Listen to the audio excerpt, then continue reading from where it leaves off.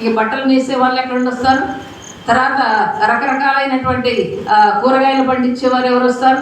కనుక దేవుడు ఒక్కొక్కరికి ఒక్కొక్క రకమైన జ్ఞాన హృదయం. ఎందుకంటే ఆ జ్ఞానం అంతా కూడా దేవుని యందు గుప్తమై ఉన్నవి.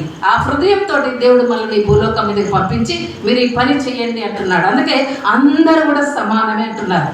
ఒక ప్యూన్ మొదలుకొని కలెక్టర్ వరకు కూడా వారికి ఇవ్వబడినటువంటి అంశాల్లో వారికి ఇవ్వబడిన పరిధానంలో వారు నమ్మకంగా ఉంటే చాలు, వారు యథార్థ హృదయులై ఉంటే చాలు, వారు దైవనేందు భయభక్తులు కలిగి ఉంటే చాలు, దానిలోనే దేవుడు ఆశీర్వదిస్తాడు. ఈయన ప్యూన్ కదా అని తక్కువ కాదు, ఆయన ఏదో మేనేజర్ కదా అని ఆయన ఎక్కువ కాదు. అందరుగా వారి యొక్క స్థితిగతులను బట్టి వారికి దేవుడు అటువంటి జ్ఞాన హృదయాలను ఇచ్చాడన్న విషయాన్ని మనం జ్ఞాపకం చేసుకోవాలి. జ్ఞాన హృదయాలకు యాజక వస్త్రాలు తయారు చేసేటువంటి హృదయాన్ని ఇచ్చాడంట. ఇంకోటి చూద్దాం, 31వ అధ్యాయం, అదే నిర్గమాకాండం 31వ అధ్యాయము 1వ వచనం నుండి చదువుకుందాం. మరియు యెహోవా మోషేతో ఇట్లా నేను చూడుము, నేను యూదా గోత్రంలో ఊరు మనవడును ఊరు కుమారుడునైన బెసలేలు అను పేరు గలవానిని పిలిచితిని. బెసలేలు అను పేరు గలవాని పిలిచితిని. విచిత్రమైన పనులను కల్పించుటకును బంగారుతోను వెండితోను ఇత్తడితోను పనిచేయుటకు పొదుగుటకై రత్నములను సానబెట్టుటకును కర్రను కోసి చెప్పుటకును సమస్త విధములైన పనులను చేయుటకు. ఇవన్నీ కూడా ఒక్కొక్క రకమైనటువంటి పని. కర్ర పని ఉన్నది, అక్కడ బంగారం పని ఉన్నది, వెండి పని ఉన్నది, ఇత్తడి పని ఉన్నది, రత్నములను సానబెట్టేటువంటి పని ఉన్నది, చెక్క కోసేటువంటి పని. ఒక్కొక్క పనికి దేవుడు అంటున్నాడు జ్ఞాన విద్య వివేకములను సమస్తమైన పనుల నేర్పును వానికి కలుగునట్లు వానిని దేవుని ఆత్మ పూర్ణినిగా చేసి ఉన్నాను. హల్లెలూయా. దేవుడు మన చేతి పనులు మనకి ఇస్తాడు, క్రాఫ్ట్స్. ఏమేమి పనులు చేయాలో చిన్న వాటితోటి చక్కటి బొమ్మలను తయారు చేస్తుంటారు. నిన్న ఒక వీడియో చూసాను నేను. గాజులు, మామూలుగా మట్టి గాజులు ఉంటాయి కదా, ఆ మట్టి గాజులతో ఒక తల్లి ఒక బండి తయారు చేసింది.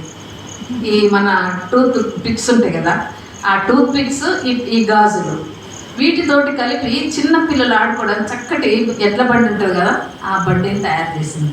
ఆ జ్ఞాన హృదయం ఎక్కడ నుండి వచ్చింది? ఆ జ్ఞానం ఎక్కడ నుండి వచ్చింది? ఆమెకు ఇంట్లో ఉన్నటువంటి హౌస్ వైఫే ఆమె.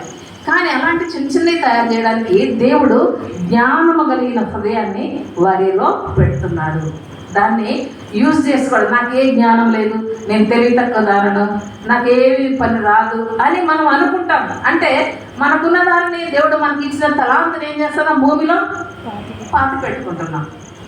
దాన్ని మనం ఉపయోగిస్తూ ఉంటే అనేక రకమైన ఆలోచనలైనా పుట్టించేటువంటి దేవుడు అని జ్ఞాపకం చేసుకోవాలి. దేవుని ఆత్మ పూర్ణునిగా చేస్తాడు ఆయన. ఆయన ఆత్మతో మనకు అన్ని పనులను చేయడానికి కావలసినటువంటి వివేకమును అనుగ్రహిస్తాడు. ఇంటిలో ఖాళీగా మనం కూర్చునేది కాదు.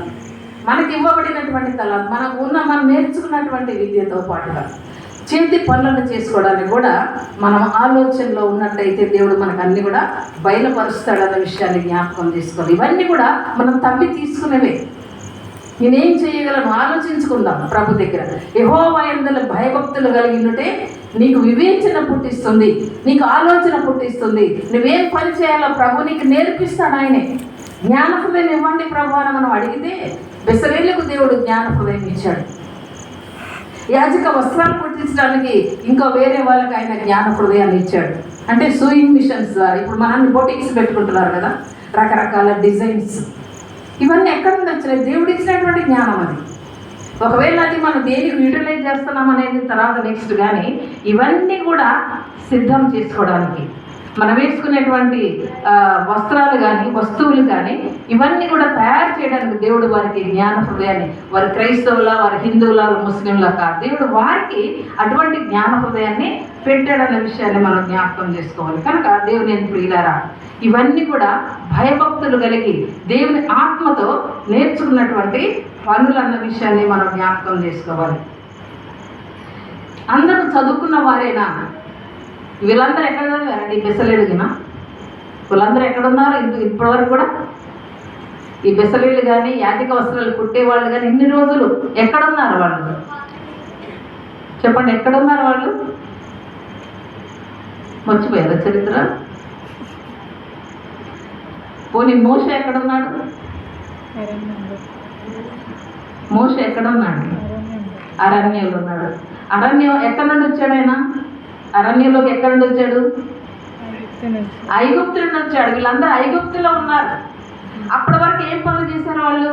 ఇటుకలు తయారు చేయడం నేర్చుకున్నారు, కట్టడాలు కట్టడం నేర్చుకున్నారు, పెద్ద పెద్ద పిరమిడ్స్ కట్టడం, పట్టణాలు, రామ్సైస్ అనే పట్టణాన్ని, అవన్నీ కూడా పట్టణాలు కట్టారు అంతే. కానీ ఏ మిషన్ వర్క్ వాళ్ళకి తెలియదు, బంగారం వస్తువులు తయారు చేయడం తెలియదు. ఈ అరణ్యంలో ఉన్నారు. ఇప్పుడు అక్కడ అరణ్య ప్రయాణంలో ఉన్నారు.